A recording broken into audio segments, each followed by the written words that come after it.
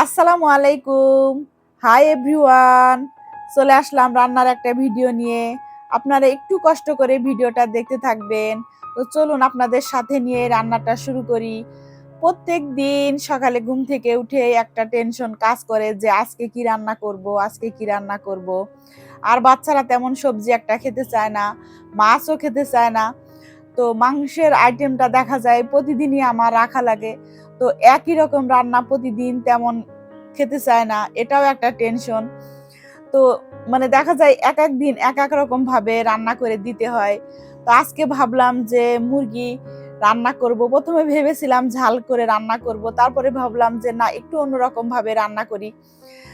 তো মরক পোলা স্টাইলে আমি আসলে রান্না করেছি, আমি আমার মতো করে রান্না করেছি। আমি এখানে আসলে কাউকে রান্না শিখাচ্ছি না বা কোনো রেসিপিও দিই নাই। আমি যেভাবে নর্মাল ভাবে রান্না করেছিলাম সেটা আপনাদের সামনে তুলে ধরেছি।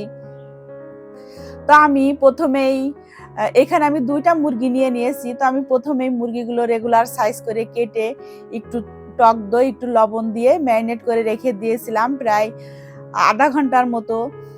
তারপরে আমি রান্নাতে চলে এসেছি। তো আমি রান্নাতে যে মানে মরক পোলাও রান্না করতে যে মসলাগুলা লাগে, বাটা মসলা, সেগুলো আমি সব দিয়ে মসলাটা সুন্দর করে কষিয়ে তারপরে আমি মাংসটা দিয়ে দিয়েছিলাম। আর এটা আমি রান্না করেছিলাম পুরাটাই দুধ দিয়ে। মরক পোলাওর মধ্যে সাধারণত কেউ আলু দেয় না। এখানে আমি আবার একটু আলুও দিয়েছিলাম, যেহেতু আমার বাসায় আলু সবাই মোটামুটি পছন্দ করে। তো আলুটা দিয়ে আমি আবার একটু কষিয়ে নিয়েছিলাম। এটার মধ্যে আমি আবার একটু চিনি দিয়েছিলাম, যেহেতু আমার টক দই দেয়া ছিল, টক দইটা ব্যালেন্স করার জন্য। আর এদিকে আমি চাল ধুয়ে আবার রেডি করে রেখেছিলাম।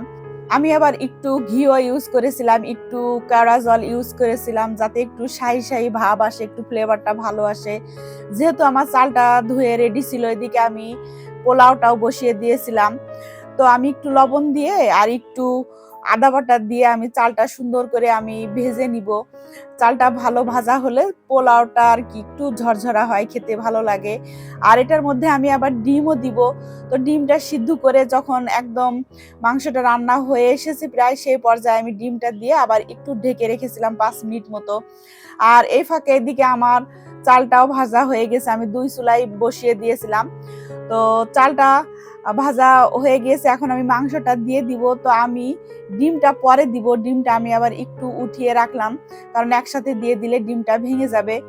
আর ডিমের মধ্যে একটু মশলা ঢোকার জন্য আমি মাংসের সাথে মিক্সড করে দিয়েছিলাম। তো এখানে আমার চালটা একদমই প্রায় ভাজা হয়ে গিয়েছে। এটার মধ্যে আমি পরিমাণ মতো পানি দিয়েছিলাম, আর এখানে আমি দুধ ইউজ করেছিলাম। আমি মাংসটাও পুরা দুধ দিয়ে রান্না করেছিলাম। তো এটার মধ্যে আমি আবার একটু কাঁচামরিচও দিয়ে দিলাম। তারপরে যখন এটা পানিটা শুকিয়ে আসবে, একটু মাখো মাখো ভাব হয়ে যাবে, যে এই পর্যায়ে যখন চলে এসেছে, তখন আমি কি করেছি, আমার যে মাংস রান্নাটা ছিল সেটা আমি এটার সাথে দিয়ে দিলাম। আর সুন্দর করে আমি এখন এটা মানে পোলাওটার সাথে আমি মিশিয়ে নিব। মিশিয়ে আমি ১০-১৫ মিনিটের মতো আমি ঢেকে রাখবো। মানে তার উপরে বসিয়ে দিব, যাতে করে নিচের থেকে পুড়ে না যায়। আর আমি যে বেরেস্তা করে রেখেছিলাম, বেরেস্তাটা দিয়ে দিব। আর দিয়ে দিব আমি একটু ঘি। পুরাটাই ঘি দিয়ে রান্না করতে পারলে অনেক ভালো, কিন্তু এত ঘি দিয়ে তো আসলে রান্না করা যাবে না। তো আমি তার উপরে আবার ঢেকে রেখেছিলাম। তো ১৫ মিনিট পরেই যে ডিমটা আমি উঠিয়ে রেখেছিলাম, সেই ডিমটা দিয়ে দিব, আর একটু বেরেস্তা দিয়ে দিব। দিয়ে আমি আবারও ১০ মিনিটের জন্য ঢেকে রাখবো।